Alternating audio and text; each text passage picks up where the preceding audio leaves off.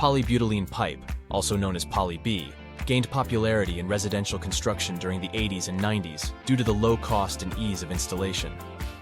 Unfortunately, homeowners discovered that this plumbing material had a significant flaw that tended to fail too fast, resulting in leaks and the need for replacement. Over time, the polybutylene pipe becomes brittle and prone to cracking, allowing water to escape. Leaks can occur anywhere along the pipeline, causing damage to walls, ceilings, and floors. Not only do leaks lead to water damage, but they can also occur suddenly with no warning, resulting in unexpected problems and the need for immediate repairs. Due to frequent plumbing issues, many people with Poly-B installed in their home decide to replace their entire plumbing system to solve the potential problem.